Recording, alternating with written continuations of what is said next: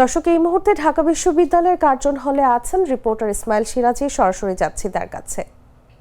সকল জল্পনা কল্পনা শেষে অবশেষে দীর্ঘ ৬ বছর পর অনুষ্ঠিত হতে যাচ্ছে ডাকসু নির্বাচন।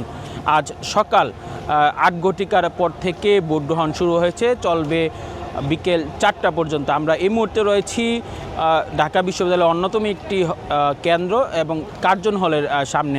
আমরা কার্জন হলে এসে সকাল 7:30 আমরা এসেছিলাম কার্জন হলে এবং দেখেছিলাম যে এই শিক্ষার্থীরা কিন্তু উৎসবমুখর পরিবেশে কার্জন হলের সামনে তারা কিন্তু সারিবদ্ধভাবে দাঁড়িয়েছিলেন। ভোট গ্রহণ শুরু হওয়ার প্রায় 30 মিনিট পূর্বেই কিন্তু শিক্ষার্থীরা সারিবদ্ধভাবে দাঁড়িয়েছিলেন এবং যখন 8টা বাজে তখন কিন্তু ভোট গ্রহণ শুরু হয় এবং সারিবদ্ধভাবে তারা কিন্তু প্রবেশ করছেন এবং ভোট প্রদান করছেন।